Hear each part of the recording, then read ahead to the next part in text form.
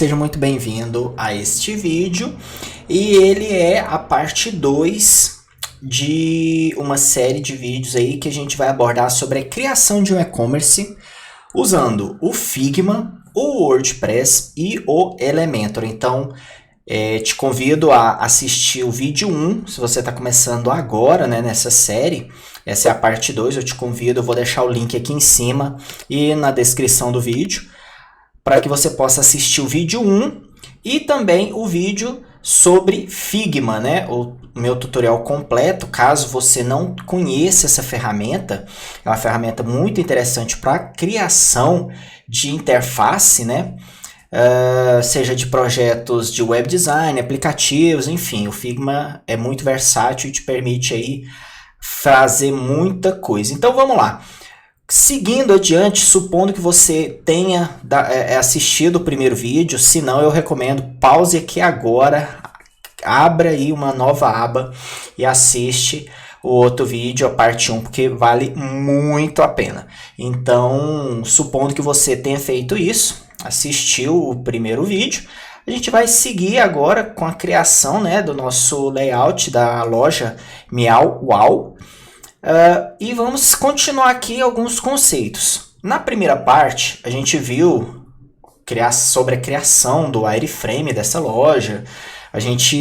Eu vou dar um zoom out aqui, aperta Z, a gente aperta aqui, ó, aperta Z e aperta a tecla Alt também, que aí fica esse menuzinho aqui, ó. Eu consigo dar um zoom out. Ou então eu venho aqui no canto e coloco a quantidade do zoom. Eu vou colocar 90%, só para que a gente possa ter essa visão geral aqui. Então, a gente pode observar que a gente parou na etapa do wireframe, que é uma forma de você meio que planejar a estrutura, o layout do seu site. Então, a gente cria esse wireframe, que é uma forma bem básica, bem sintetizada, assim, do que vai ter os elementos que vão estar presentes, né, no seu layout. Então aqui a gente separou pelo topo. No topo a gente tem essa barra fixa aqui, né? O logotipo. O logotipo foi o único elemento que eu já coloquei de cara para dar aquela sensação, para deixar a gente mais empolgado mesmo, para a gente ir trabalhando essa questão do layout aí, tendo esse norte aqui, certo? Eu separei aqui uma parte exclusiva para o slider. Logo abaixo aqui, eu criei essas 3 caixas, que é para a gente colocar algumas informações adicionais, algumas características extras assim do nosso e-commerce para aumentar a relevância, a credibilidade e dar mais vontade da pessoa que está navegando o site querer conhecer, certo? E logo depois dessas 3 caixas aqui, a gente já cai para a listagem padrão dos produtos. Então a gente pode observar aqui, tem um detalhe muito interessante nisso que eu vou falar logo mais. Eu criei aqui as caixas de produto, né? O grid, onde eu tenho a foto do produto, o nome do produto e o valor do produto. Coloquei algo bem simples, bem resumido assim, só para a gente não perder tempo mesmo, criar algo assim, para ver se vai ficar legal, se não vai, até para a gente poder ir fazendo esses testes. Lembrando que quem trabalha com criação precisa ser desapegado. A gente criou um negócio, achou bonito, mas não está funcionando, não está legal, não está sendo claro o suficiente para quem vai utilizar esse produto, esse material no dia a dia, então é melhor a gente rever todo o processo e fazer algo que realmente funcione e que ao mesmo tempo agrade. Então, seguindo adiante, eu criei essa estrutura aqui, esse grid. A gente pode observar aqui que ele é um grid de 4 colunas e 3 linhas. E logo abaixo eu coloquei esse botão aqui para ver todos os produtos. E abaixo disso eu coloquei um CTA. O que é um CTA? É um Call to Actions, né? Call to Action, uma chamada para ação, onde a pessoa poderá ver alguma oferta aqui, algum espaço para se cadastrar, enfim. Isso aqui a gente vai elaborar de acordo com a estratégia da empresa, enfim, isso aqui é um espaço muito rico, muito interessante para abordar aí algum conteúdo. E logo abaixo desse CTA, eu separei duas colunas aqui, certo? Mais especificamente dois espaços para a questão dos serviços.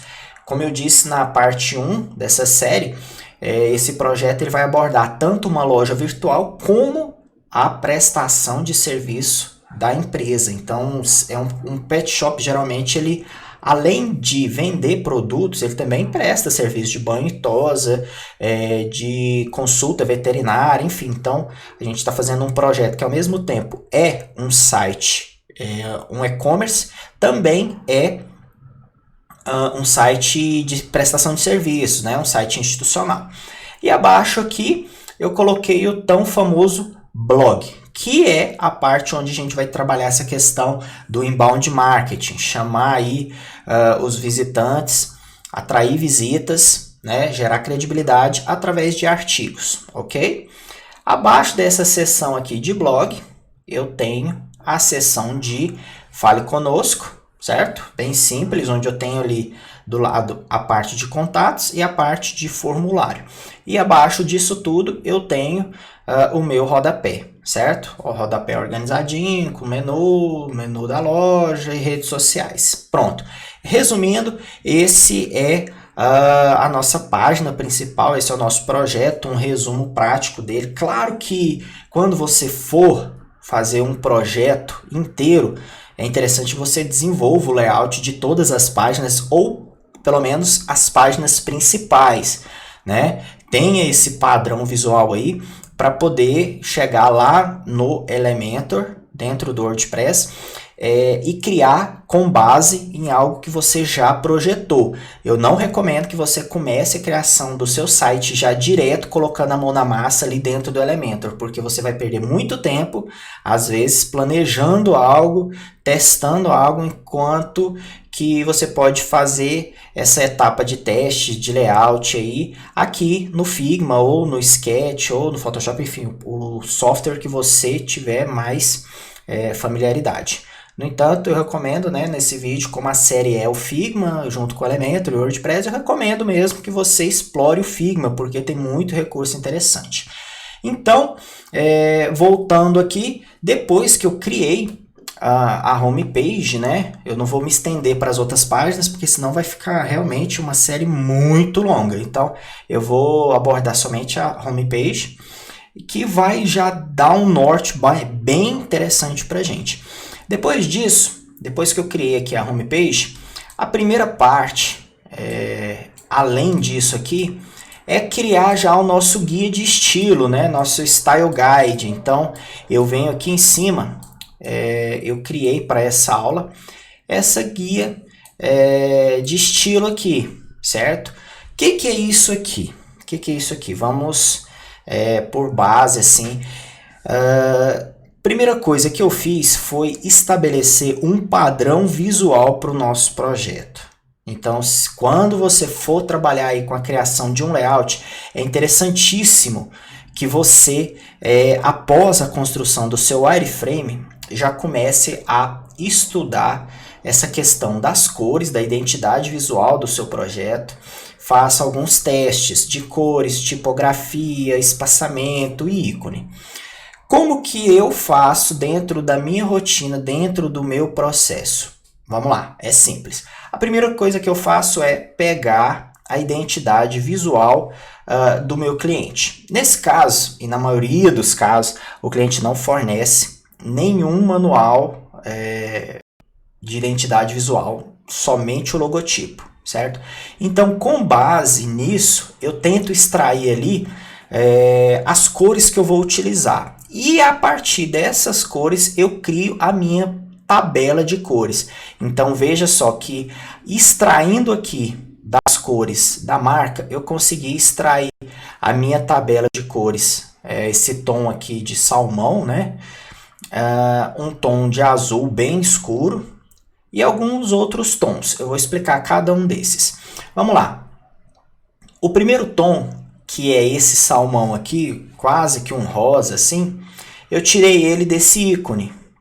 E com base nisso, eu fui trabalhando as suas variações dentro da tabela, né, de cores HSB, certo? Então, se você não conhece essa tabela, eu vou dar 2 cliques aqui para entrar. Lembrando que quando a gente agrupa algo dentro do Figma, veja só como é que ele fica. Ele cria como se fosse um bloco aqui. Eu posso vir aqui, ó, na setinha ao lado, abrir, e aí sim eu começo a trabalhar cada elemento desse de forma única, né, exclusiva. Então aqui, por exemplo, eu quero trabalhar com essa cor aqui, eu dou 2 cliques, pronto, estou com essa cor ativada aqui. Então eu vou dar 2 cliques nela aqui, veja só, tem todas as tabelas, né, tem uma tabela com todas as cores aqui do meu projeto, certo? Vamos lá. Primeira coisa eu vou clicar aqui, bem aqui, para que eu possa ver a minha cor. Eu vou dar 2 cliques aqui, pronto. Aqui está a minha tabelinha HSB. Quando a gente trabalha com um projeto web, a gente tem algumas tabelas que a gente pode utilizar. A gente tem a tabela hexadecimal, RGB, CSS, HSL e HSB. Eu recomendo muito que nessa fase de layout você utilize essa tabela aqui, ó, HSB, esse modo de cor aqui. Por quê? Para você utilizar esse modo de cor? Porque com ele você tem um domínio maior das cores, você consegue trabalhar bastante essa questão das tonalidades. Vamos lá, o que significa HSB? Primeira coisa, o H significa Hue, né? Hue, de matiz, é a tradução de matiz. Matiz nada mais é que essa tabela aqui de cor, né? Essa cor aqui, ó, esse espectro de cor, né? É o Hue, matiz. Ok, deixa eu dar um Ctrl Z aqui para voltar, pronto. O S é de saturação, saturation, né? Então, quando a gente trabalha, ele vai de 0 a 100. Quando a gente trabalha ele no 0, veja só o que acontece. Vou colocar aqui, dei Enter, zerou. Eu não tenho cor nenhuma, ele zerou a saturação dessa cor. Então, foi para o cinza. E quando eu coloco na saturação 100, que é a máxima, o que acontece? Ele foi para o máximo, para o tom mais forte dessa cor. Então, digamos assim, que é um vermelho, ele saturou ao máximo. Então, chegou no vermelho sangue, certo? Então, a nossa cor que a gente está utilizando, ela é o 40. Então, veja só, que o S de saturação, ele trabalha aqui, ó, nessa linha na horizontal, ok? Enquanto o Hue é a nossa... digamos assim, as nossas cores aqui, né? E o B é de brilho, né? Brightness, né? Então eu trabalho aí a questão do brilho, adicionando o brilho, onde a cor fica mais clara, ou removendo o brilho, onde a cor vai escurecendo. Então veja só, eu tenho aqui 90, se eu colocar 0, olha o que acontece. A cor fica totalmente escura, porque adicionou muito preto, ficou muito escuro. Então, veja só que o B, ele trabalha nessa questão aqui, ó, nessa linha vertical, certo? Então, se eu coloco 100, veja o que acontece. Ele vai lá para cima, certo? Então, por isso que eu recomendo a gente trabalhar aí com essa questão de modo de cores HSB, porque te dá esse controle maior no que se refere à tabela, a paleta de cor, na hora que você for criar a sua paleta de cor, certo? Deixa eu dar um Ctrl Z aqui para voltar ao original, pronto, voltei. Ok, como que eu faço agora para criar essa tabela de cor? Muito simples, eu crio cores claras, né? Eu pego a minha cor principal e vou variando ela de cor bem clara até uma cor bem escura. Nunca chegando ao branco 100% e nunca chegando ao preto 100%. Eu deixo o máximo ali, você pode ver que eu utilizei no máximo 5 cores, então isso aqui já é um tanto bom. Eu recomendo sempre ou você utilizar 2 tons mais claros ou 2 tons, 3 tons escuros, né? Tipo assim, 3 tons mais escuros e 3 tons mais claros, né? De 5 cores, 4 já tá bom, certo? Então aqui no caso eu utilizei só uma cor mais clara e outras duas mais escuras, né? Mas é só por precaução, nem sempre a gente utiliza todas essas cores não. A mesma coisa eu fiz para a segunda cor, digamos assim, a segunda cor da minha identidade visual. Então eu tenho a cor principal e eu tenho uma segunda cor aqui, que é esse tom aqui, é o mesmo do miau, né, da cor do texto. Então eu diluí ele bastante aqui. Na verdade ele é esse tom de azul do Pet Shop aqui, né? Na verdade é desse Pet Shop aqui. Então eu diluí ele e também escureci mais 3 tons, né? Então aí eu criei a minha cor secundária, né? E é sempre bom você também ter uns tons de cinza, que é para utilizar em alguns backgrounds, né? Alguns detalhes bem sutis. Então eu também tenho uma tabelinha aqui, só que ela é menor, ela tem só 4, tá vendo? Variações do tom de cinza, só que não é um tom de cinza comum, é um tom de cinza com um pouquinho de azul, certo? Então outro detalhe nunca utilize cinza, cinza 100% preto, né? Porque ele deixa...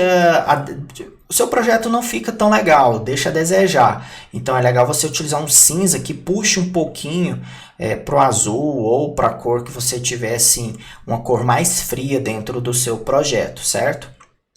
Ok.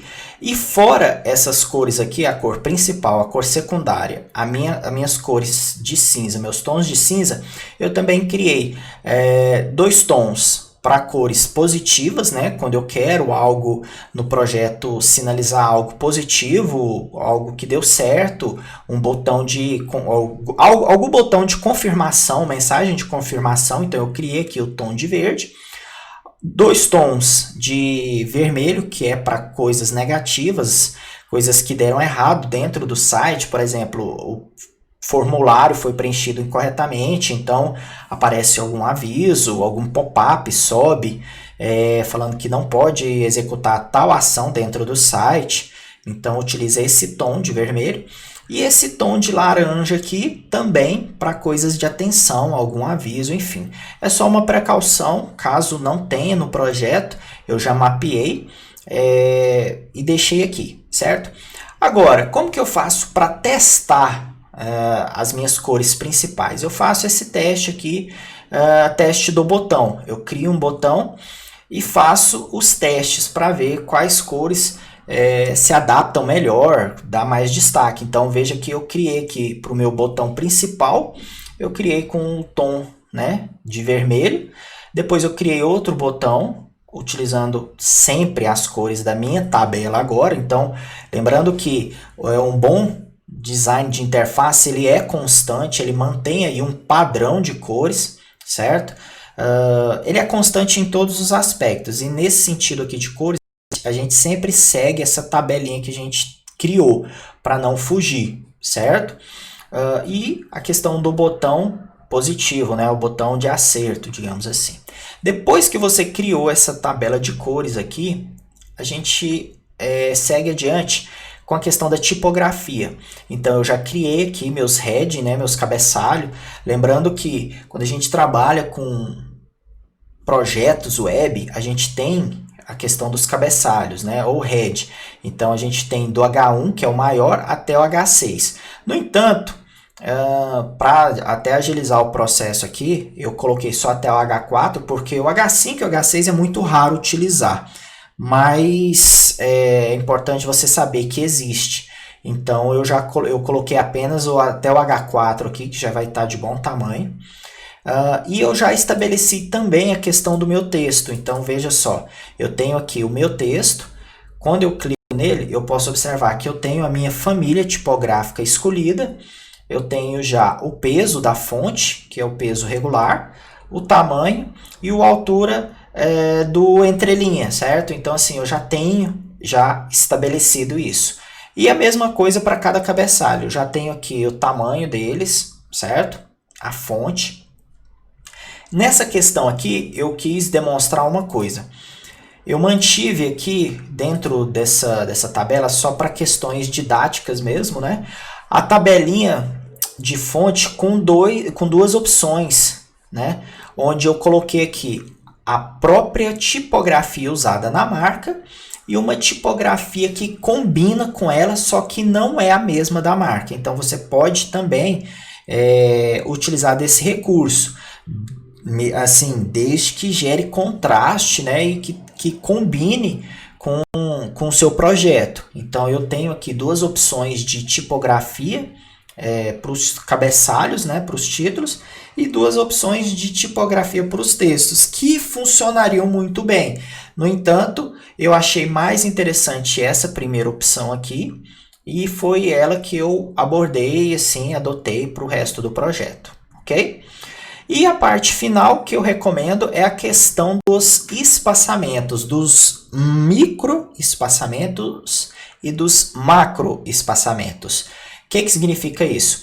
Os microespaçamentos são os espaçamentos internos, por exemplo, o espaçamento do nome botão em relação às bordas aqui do botão. Então, esses aqui são os microespaçamentos, né? Os padding, conhecido como padding, esse espaçamento interno aqui. Já esse espaçamento de um elemento para o outro são os macroespaçamentos, conhecido como margem. Lá no Elementor vai ter essa opção aqui para a gente trabalhar. Então, por isso que eu já estou citando o nome em inglês, porque aparece constantemente em inglês. Então, lembre-se disso quando a gente for do Figma pro Elementor, certo? Ok, esse espaçamento não tem regra assim fixa. Olha, a regra é utilize essa medida, essa. Não tem. Isso aí vai muito do seu bom senso, vai muito do estilo do seu projeto, do seu estilo de design, e que prevaleça sempre a questão da usabilidade, juntamente aí também com a questão do visual, né? Então, assim, preserve ao máximo a questão da usabilidade. Tente criar algo que seja fácil de usar, que seja coerente, que seja claro, certo? E que seja visualmente bonito, visualmente agradável. Então, assim, eu tenho essa tabelinha aqui, ó, veja só, que ela está sendo múltipla, né, de 8, 16, 32, 64. Você pode utilizar de 5, de 10, enfim, esses espaçamentos aqui, certo? Então, digamos que um título para o texto, você pode colocar aí o espaçamento de múltiplo de 5. Então, ele tem 40 pixels, né, de espaçamento, de margem, um para o outro, certo? Mas, lembrando, se você escolheu para esse espaçamento 40 pixels, então que outros espaçamentos também sigam o mesmo padrão, ok? E para finalizar o nosso guia de estilo aqui, eu coloquei alguns modelos de ícones. Então veja que para esse projeto aqui eu estou seguindo o estilo de ícone de line art, né? Então os ícones eles são mais traços finos, né? Como se fosse só o contorno do desenho, ok? Então com base tudo nisso aqui, com base em todo esse aparato que eu criei de design, eu vou seguir para criação do meu layout em cima do meu wireframe. Só que antes de colocar a mão na massa e mostrar para você o que eu já fiz, é importante quando a gente vai trabalhar com o Elementor e com o WordPress, a gente entender algumas limitações da ferramenta. E nesse caso específico, como a gente vai trabalhar com o WooCommerce também, que é um plugin que vai viabilizar a conversão do WordPress, transformar o WordPress numa plataforma de e-commerce, então é interessante a gente entender algumas limitações. Quais são essas limitações? Vamos lá. Eu vou entrar agora no site eu estou aqui dentro do site do WooCommerce. Veja só aqui, ó, estou dentro do site do WooCommerce, ok? E eu estou dentro do template dele, o template free dele, que é o Storefront. Por que eu estou aqui? Simples. Quando a gente for começar a criação da nossa loja virtual, lá no Elementor, dentro do WordPress, eu vou utilizar o template que a própria empresa, né, do Elementor fornece, que é o tema Hello, né? Então eu vou utilizar o template Hello. No entanto, eu vou dar uma olhadinha nesse Storefront aqui para entender quais são as possibilidades que o WooCommerce disponibiliza para gente. Porque assim, o WooCommerce ele é um plugin do WordPress. No entanto, o WooCommerce ele também oferece um template, que é o Storefront. Só que eu não sou obrigado a usar esse template. Então, eu vou utilizar o template Hello. Porém, eu tenho algumas limitações que o WooCommerce põe para gente, que são essas. Veja só, eu tenho aqui as opções para exibir produto, eu tenho as opções de exibir categorias, veja só. Na hora de exibir produtos, esse aqui é um exemplo bem prático. Eu tenho um produto onde eu vou montar ele, eu vou até abrir aqui uma nova aba. Esse produto aqui, eu monto ele, é um produto personalizado, então eu monto ele. Já esse produto aqui, ele é um produto simples, ele já está pronto para ser comprado. Então ele oferece aqui a opção, o nome, o preço e o botão adicionar para o carrinho. Como esse produto aqui, ele é montado, eu vou customizar ele, o que acontece? Eu preciso entrar dentro dele para montar ele para depois comprar. Então por isso que ele dá essa opção do botão aqui, ó, ler mais, certo? Então eu vou abrir aqui esse aqui também para você entender o que eu estou falando. Eu vou entrar dentro desse aqui primeiro para mostrar para você a diferença. Pronto. Eu estou aqui dentro, então eu já começo a observar algumas coisas, algumas características. Veja só, eu tenho a opção de um menu, certo? Eu tenho a opção de botão Minha Conta, eu tenho um campo de busca, eu tenho uma opção aqui, isso aqui é um link normal, ok? Eu tenho uma opção aqui de colocar os itens, né, que eu já comprei e ir para o carrinho. Eu tenho um ícone aqui de ver carrinho. Então, tudo isso aqui eu posso utilizar no meu layout, porque eu sei que a ferramenta vai disponibilizar para mim. Agora, o que acontece? Quando a gente está criando um site, quando a gente vai criar um site, se você vai criar apenas o design do site e um programador ou outra pessoa vai criar esse projeto, vai programar esse projeto no Elementor, no WordPress ou em outro programa, é interessante você saber quais são suas limitações, você entender quais são as ferramentas que esse desenvolvedor vai usar. Como a gente sabe aqui que a gente vai utilizar o WooCommerce junto com o Elementor dentro do WordPress, por isso que eu vim aqui no site do WooCommerce, olhei aqui o template deles, o Storefront, e eu estou vendo o que ele permite. Então eu vi que ele permite tudo isso aqui no topo, eu vejo que ele permite isso aqui de imagem, certo? De galeria, veja só. Então eu tenho essas opções, então eu posso criar um layout seguindo mais ou menos esse modelo aqui. Veja só, aquele detalhe que eu falei, que eu vou montar aqui a câmera, veja. Eu clico aqui, ele começa a adicionar, ó, acessórios, isso aqui é bem legal. Eu estou montando aqui a minha máquina fotográfica, veja só. Pronto, ó. Tudo isso aqui o WooCommerce fornece para gente. Então, pode trabalhar com isso aqui. Lembrando que você não é obrigado a utilizar esse template do Storefront, não é obrigado. Assim como você também não é obrigado a utilizar o template Hello. Você pode usar um ou outro, fica a seu critério, certo? Então eu estou só mostrando o que tem de opções aqui. Depois disso aqui, você pode até seguir adiante até, ó, chegou na parte onde eu vejo a quantidade que eu quero e eu posso comprar.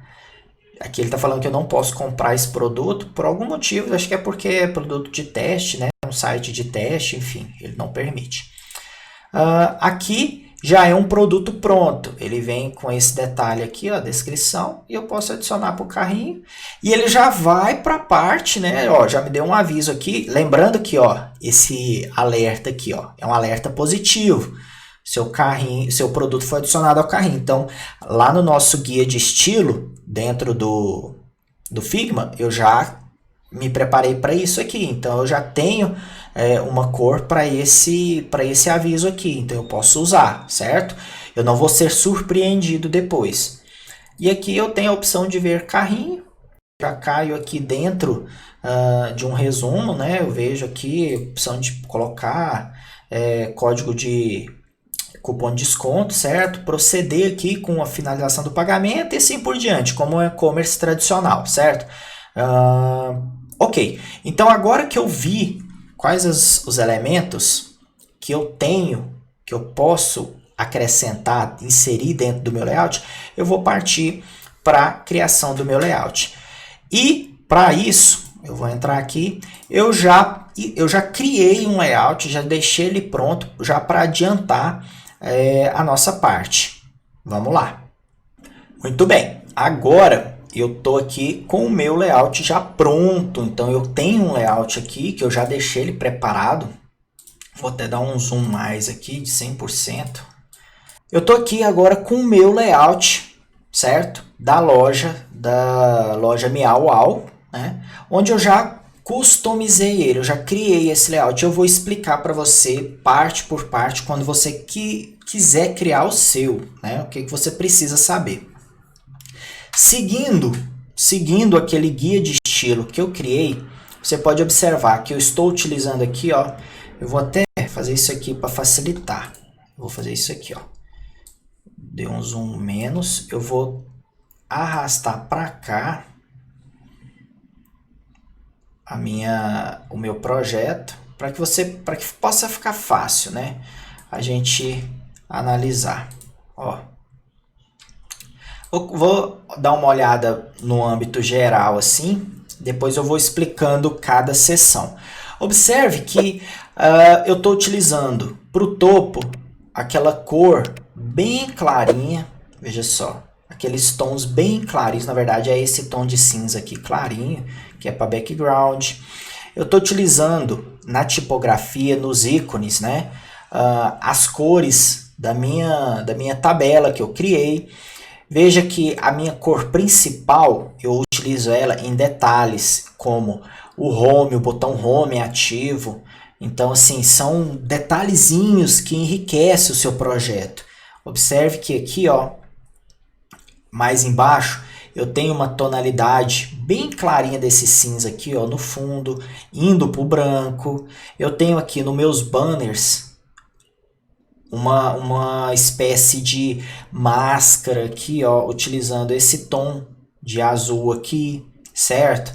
Então, aqui na foto do gato também, no slider, eu tenho um gradiente aqui, uma sombra indo para o tom mais escuro do meu azul.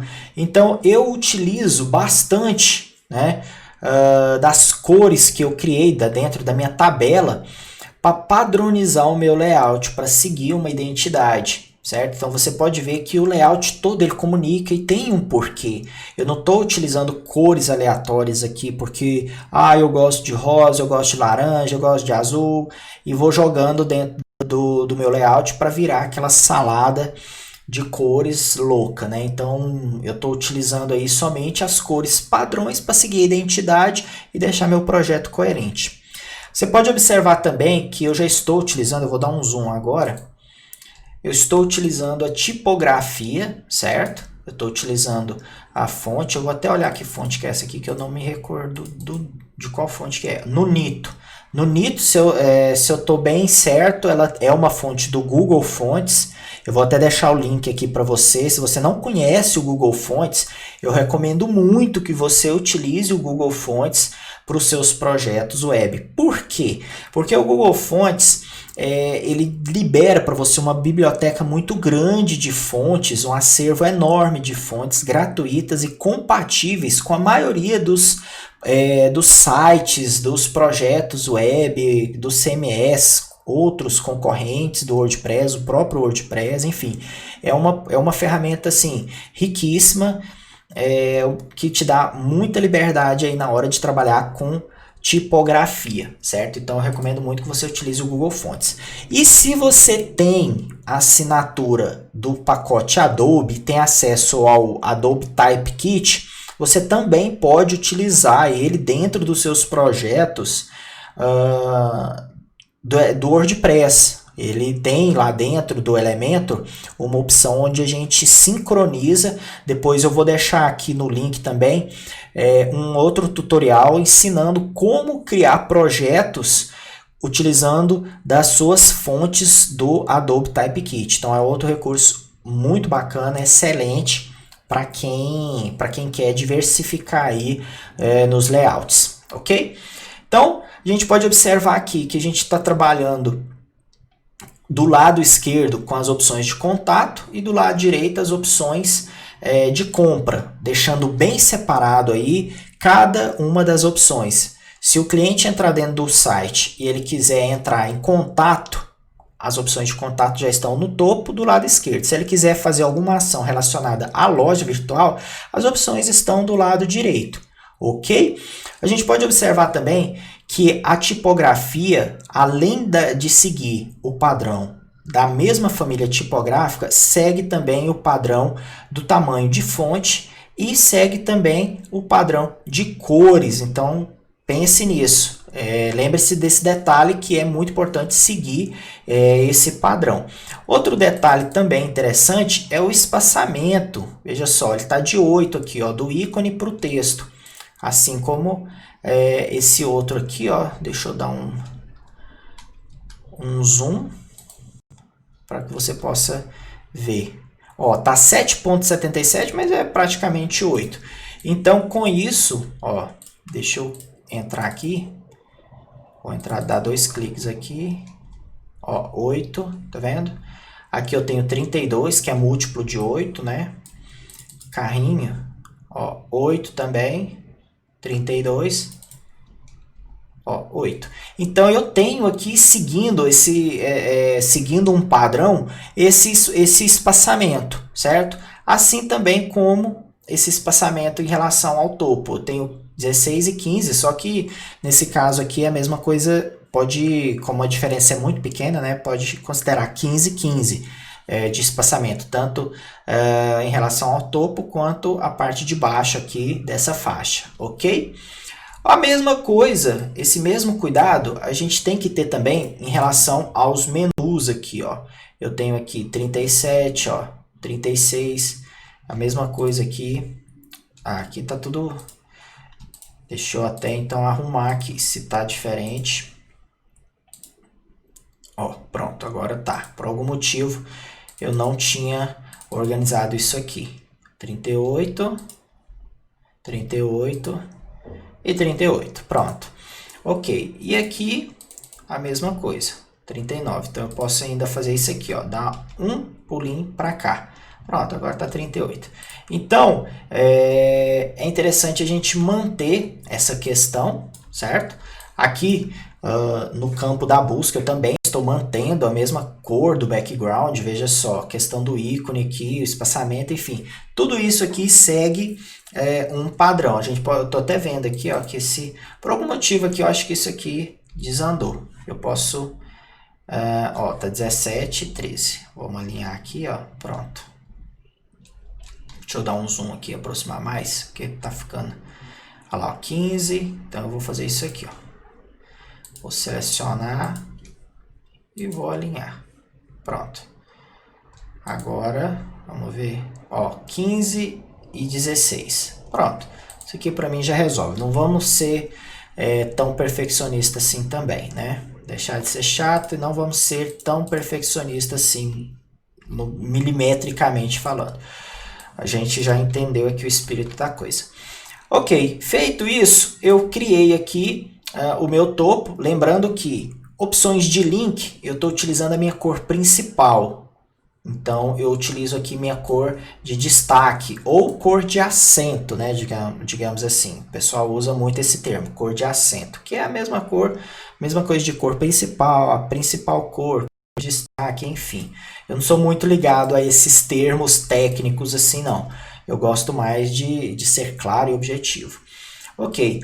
Outro detalhe bem interessante é que a gente criou aqui, a gente fez o nosso teste de botão. Então, a gente criou um padrão de botão. No entanto, eu estou em uma situação onde Aqueles tipo de botões lá não me agradou. Eu quis utilizar um botão com fundo transparente, só deixando a cor do nome do botão e a cor da borda. Tranquilo, você pode utilizar desse recurso também.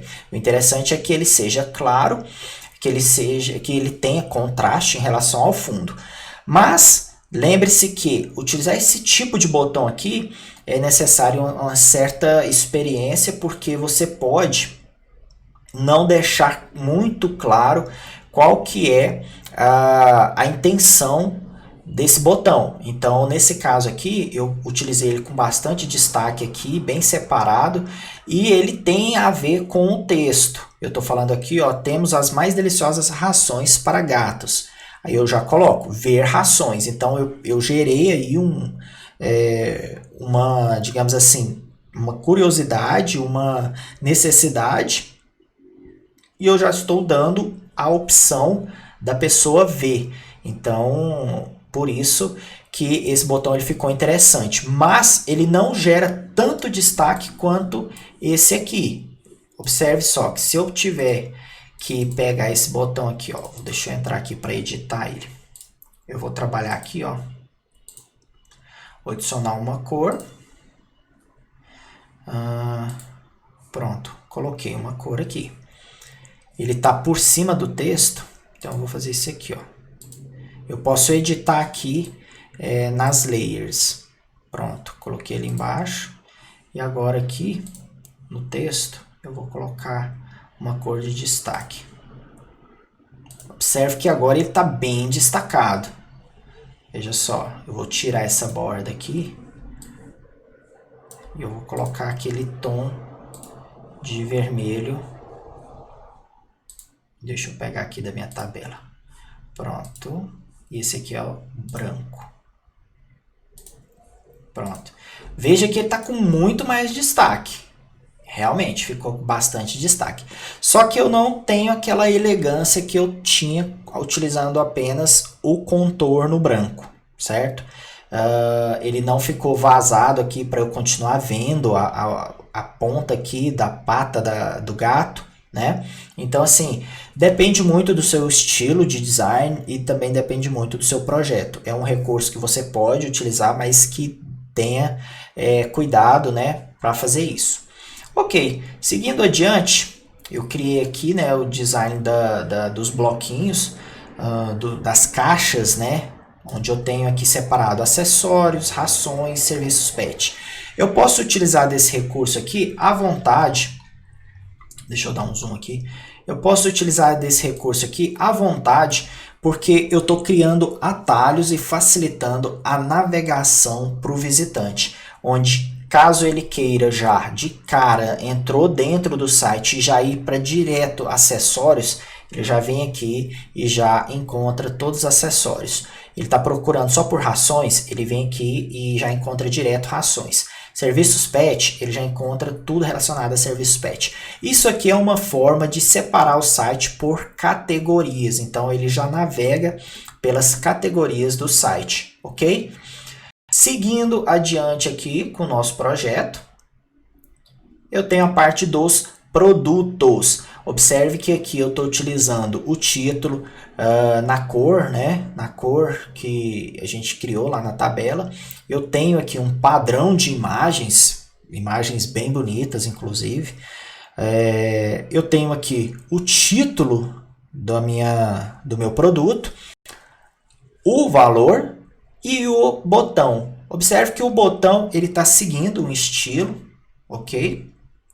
Está seguindo um estilo, assim como toda a galeria. Toda a galeria está seguindo o estilo, tanto de título, tanto de preço, quanto a cor do botão. E se a gente for analisar bem detalhadamente, a gente também tem um espaçamento padrão. Veja só, 32, 20 e 32. Então, eu tenho aqui aplicado um conceito da Gestalt, onde as informações, quando estão próximas, elas se tornam um bloco, um bloco de conteúdo. Então, aqui, o título e o valor do produto, eles formam um bloco, porque estão mais próximos do que o título em relação à imagem e do que o preço em relação ao botão. Então, eu tenho aqui um bloco de informação, um outro bloco, que seria um bloco de ação, que é o botão, e um outro bloco maior, que é um bloco de informação, que é a parte visual do produto, e que também vai ser um bloco de ação, que é a pessoa vai poder clicar aqui na foto do produto e ir ver mais informações sobre o produto. E eu também tenho isso aqui, ó, esse padrão aqui, ó, de espaçamento de uma coluna para outra. Veja só, eu estou respeitando aqui o espaçamento. Lembrando que na aula anterior, né, na primeira parte desse vídeo, eu trabalhei com wireframe e ele segue esse grid aqui. Veja só, tá todo seguindo o grid. Observe. Todo coerente dentro do grid, ok? Então é muito importante a gente ter consciência desse planejamento para que nosso layout tenha sim um valor estético, tenha um conceito e que ele tenha essa organização, ok? Muito bem, então eu vou ocultar aqui o grid e vamos seguir adiante. Lembra do Call to Action? Então, eu criei essa opção aqui de cadastre-se e receba nossas promoções, que é uma parte muito importante do e-commerce. Importantíssima você manter esse tipo de relação com quem visita a loja virtual. Então, recomende sempre ao seu cliente ou a você mesmo que está criando um e-commerce para você mesmo, tenha sempre essa seção de promoções. Muitas pessoas adoram receber promoções, seja no aniversário delas, por e-mail, informação de um produto novo saindo, ainda mais essa comunidade que ama animais, essa comunidade que realmente valoriza os serviços de um pet shop. Então, tenha noção disso, ok? Depois dessa parte aqui, eu venho para aquela questão dos serviços, que é a nossa parte institucional do projeto, onde eu disponibilizo aí a questão do serviço de banho e tosa e consulta veterinária. Observe aqui um detalhe bem bacana, que eu utilizei outro princípio da Gestalt aqui, né? Onde eu estou usando todo o espaçamento aqui. Veja que nesse bloco eu alinhei as informações à esquerda e nesse outro bloco aqui eu alinhei as informações à direita, para deixar tudo balanceado, certinho e bem distribuído. Se eu utilizasse esse texto desse lado esquerdo e esse aqui do mesmo lado esquerdo, às vezes não teria o mesmo peso e o mesmo valor, digamos, valor estético assim para o projeto. Então, são detalhes pequenos? São, mas são detalhes que enriquecem o seu design, enriquece o seu projeto e que, querendo ou não, quem visita o site tem uma boa experiência. Então, com isso, eu também consegui separar a questão do banho e tosa da consulta veterinária. Veja que nesse bloco aqui, a pessoa, digamos, do lado esquerdo fica as informações relacionadas a banho e tosa, e do lado direito as informações relacionadas à consulta veterinária. Então, é um recurso bem bacana que foi utilizado aqui e que atingiu o objetivo de deixar essa parte de serviços, mesmo junto os blocos, mesmo juntos, eles conseguem ter sua independência no que se refere a passar informação, certo? Depois disso, eu vim aqui para a parte do blog. Então, a parte do blog não tem nem muito o que dizer, porque são artigos fictícios, mas observe que tem um padrão, onde eu utilizo aqui o mesmo tamanho de fonte, a mesma questão do título, né? Da data, do texto. O texto está seguindo aquele padrão que a gente definiu na nossa Style Guide, né? O tamanho da fonte, a família, o espaçamento entre linha. O botão está naquela cor principal nossa, que é o vermelho, salmão, certo? E aqui embaixo eu tenho um botão de saiba mais, ver mais sobre o blog. Eu também utilizei um recurso aqui bem bacana, que é a questão do espaço em branco, só que eu coloquei aqui uma imagem de fundo para ilustrar um pouquinho e colocar o visitante mais dentro desse ambiente. Então, assim, isso aí fornece uma experiência até maior para quem está visitando o site, para ele se sentir realmente que está dentro de uma loja de pet shop. Mesmo que seja virtual, ele tem essa sensação, sabe?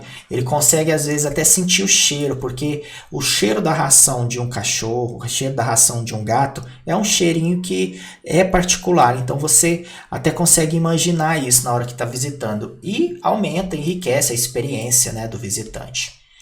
A parte de baixo aqui não tem muito segredo, eu apenas alinhei aqui as informações, o formulário de contato com as informações de contato, certo? E mais embaixo, um detalhe, eu estou utilizando aqui um background, utilizando, né, nesse background, aqueles tons clarinhos, reservados para background mesmo. E mais embaixo eu tenho o meu rodapé. Detalhe importantíssimo é que você separe sempre um menu para as páginas institucionais, outro menu para as páginas chaves dentro do seu e-commerce, como a página de todos os produtos, se você tiver categorias, né, como aqui eu tenho coisas para cães, coisas para gato, então eu já separei isso aqui, ok? A questão das redes sociais, o CNPJ, que é obrigação por lei, está vinculado ao CNPJ no e-commerce. E a questão da política de privacidade, política de troca e demais detalhes que é preciso ter todo o e-commerce, ok? Um detalhe que eu não falei, que enriquece a experiência também e cria um padrão dentro da identidade visual, é que eu estou utilizando cantos arredondados em tudo para deixar o layout mais amigável, mais familiar. Veja que os botões todos têm cantos arredondados, a tipografia dos títulos é arredondada. Eu vou subir mais um pouquinho, veja só. As fotos, elas têm cantos arredondados, então assim, isso aí é um detalhe estratégico pensado para tornar a experiência, né, visual mais calma, mais amigável, mais tranquila para quem está visitando o site. Então, esses são os detalhes que fazem realmente toda a diferença, certo?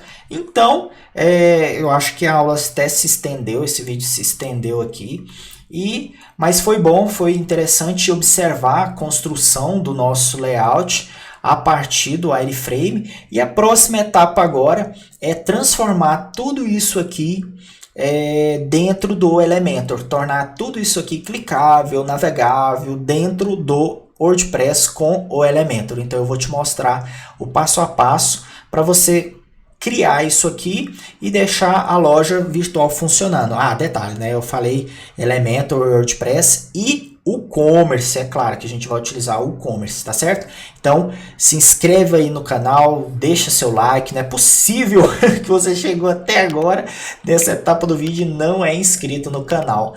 Vamos lá, se inscreve no canal aí, fortalece aí, porque isso me deixa mais motivado a criar mais conteúdos para você, porque eu estou entendendo que você está gostando desse conteúdo e que ele está sendo relevante aí para o seu negócio, tá certo? Então, forte abraço, te vejo no próximo vídeo. Tchau, tchau!